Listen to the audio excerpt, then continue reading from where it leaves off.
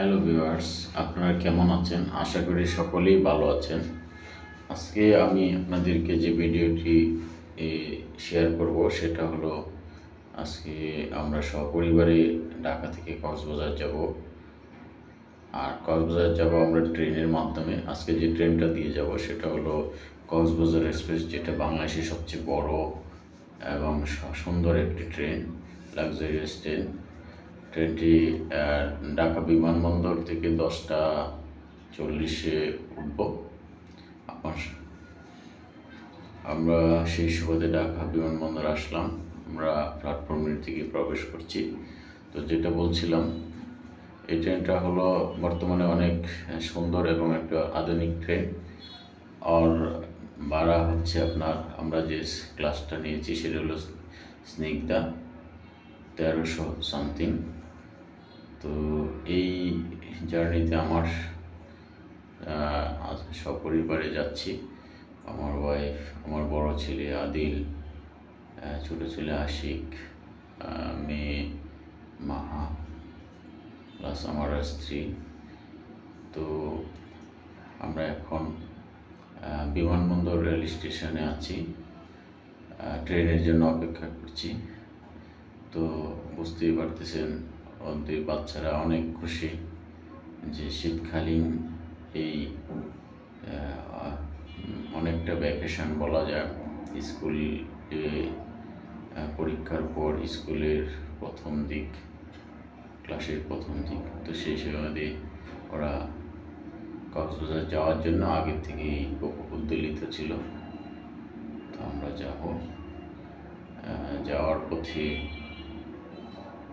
আমরা ট্রেনের বিলবোর্ড আপনারা দেখতে পাচ্ছেন। আমরা বারবার ট্রেনের দিকে তাকাচ্ছি। ট্রেনটা আপনার এখানে 10টা 40-এ আসার কথা, এখন পর্যন্ত আসে নাই।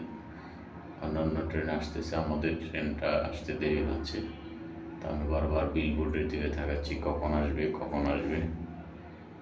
অপেক্ষার প্রহর তো অনেক দীর্ঘ, সেটা আপনারাও জানেন।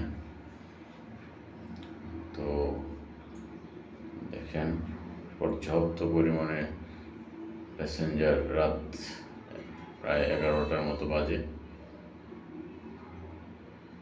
অসংখ্য লোক রেল স্টেশনে আসছে। রেল ভ্রমণ বাংলাদেশের দিকটা, এটা আমার ছোট ছেলে আশিক, সেও খুব এক্সাইটেড, কক্সবাজার যাচ্ছে। পাশাপাশি আমরা স্টেশনে অপেক্ষারত আছি।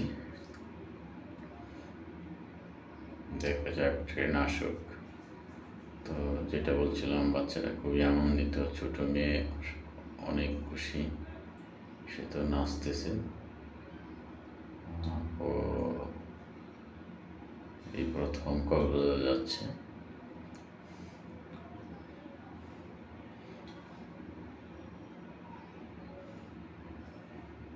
বিভিন্ন লোকেশনের ট্রেন আসতেছে। মানুষজন, যে যে ট্রেনের যাত্রী, তারা খুব দৌড়াদৌড়ি করে বা তাদের উদ্দিষ্ট সিট এবং বগির দিকে এগিয়ে যাচ্ছে।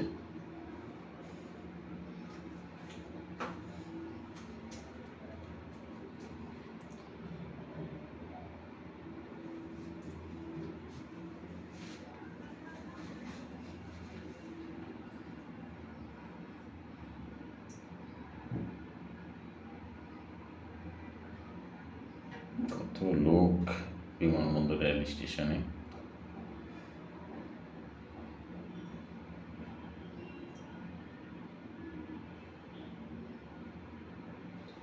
তো সবচেয়ে বড় মানে বিরক্তিকর যেটা হলো, প্রচুর পরিমাণে মশা এই স্টেশনগুলোতে। কর্তৃপক্ষের উচিত এই মশক নিধনের ব্যবস্থা নেওয়া। কারণ যেহেতু এখানে আমাদেরকে বা অন্যান্য পেশেন্টদেরকে আধা ঘন্টা 1 ঘন্টা, ক্ষেত্র বিশেষে 2 ঘন্টাও লেট করতে হয়, সেহেতু এই মশা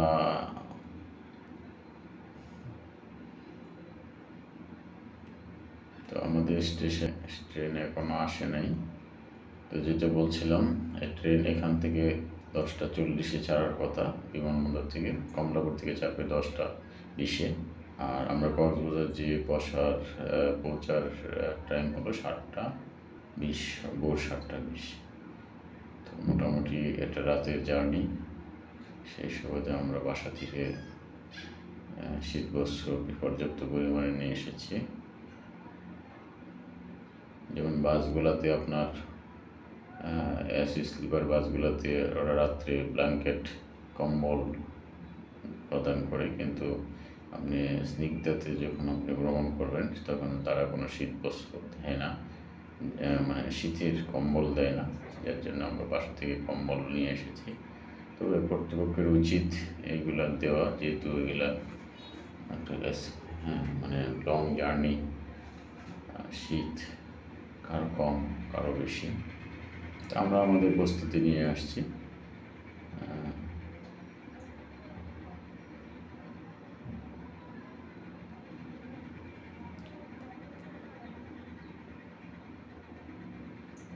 আরেকটা জিনিস যেটা আমার কাছে একটু বেশি মনে হয়, যেমন আপনার যখন আপনারা কক্সবাজার বা অন্যান্য জায়গায় ভ্রমণ করবেন, দেখবেন যে নর্মাল টিকিটের যে ভাড়া স্নিগ্ধা, কিন্তু যদি আপনি শেষের দিকে টিকিট কাটেন, সেখানে দেখা যাবে যে আপনার এক্সট্রা বগিতে ভাড়া 30% অ্যাড হয়। এটা কিন্তু অনেক একটু এক্সপেন্সিভ মনে হয়।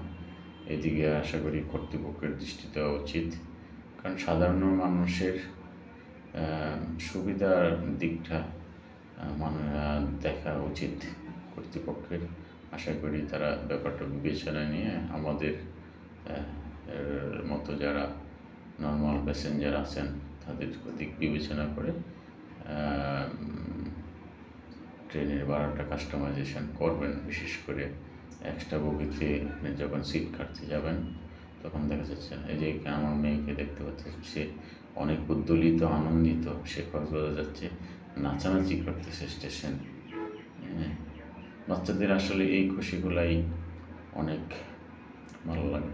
তো যেটা বললাম যে কর্তৃপক্ষের যদি সদয় অনুরোধ, আপনারা আমাদের এই সাধারণ মানুষের কথা বিবেচনা করে এক্সট্রা বগিতে এক্সট্রা সিটের জন্য আপনারা অতিরিক্ত ভাড়াটা যাতে যোগ না হয় সেদিকে একটু বিবেচনা করবেন, কারণ আমরা তো সীমিত আয়ের মানুষ, আমাদের তো এত পর্যাপ্ত টাকা পয়সা নেই।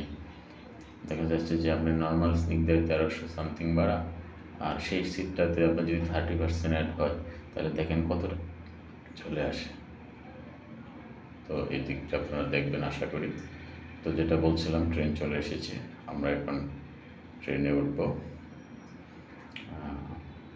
ট্রেনের ভিতরের কম্পার্টমেন্ট, ভিতরের সিটগুলো দেখতে পাচ্ছেন, অনেক সুন্দর, বেশ ভালো। আমরা আমাদের আসনগুলোতে বসেছি। বাচ্চা, আমার বড় ছেলে, সেও অনেক খুশি। ছোট মেয়ে মাহা, সে তো অনেক আনন্দিত।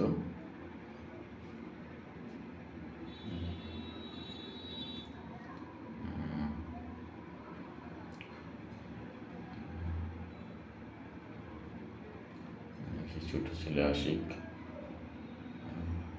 দুঃখের বিষয়, আমাদের সিটগুলা 4টা সিটের মধ্যে 2টা একসাথে পড়েছে আর 2টা অন্য জায়গায় পড়েছে। আচ্ছা যাক, সমস্যা নয়, তারপরে আমরা টিকিট পেয়েছি আলহামদুলিল্লাহ। ট্রেন জার্নি তো অনেক মজার একটা জার্নি।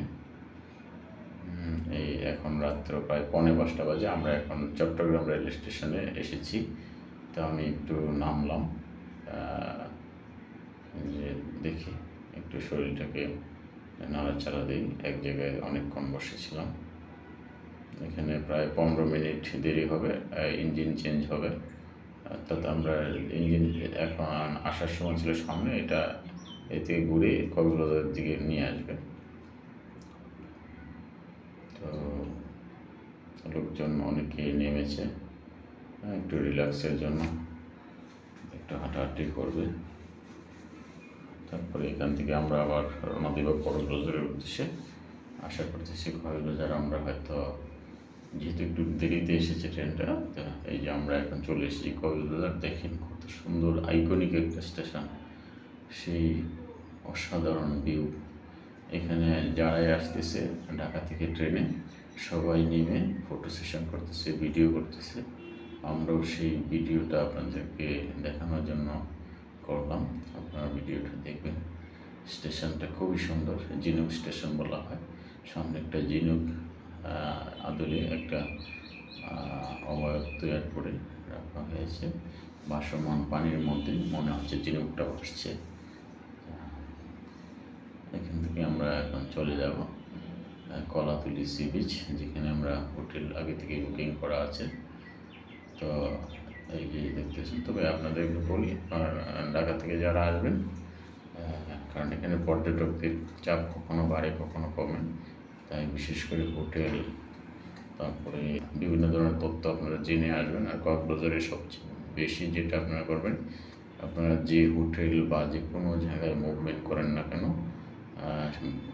যাতায়াত ভাড়া, হোটেলের খাবারের মূল্য, এগুলো ভালোভাবে জেনে নেবেন, ঠিক আছে?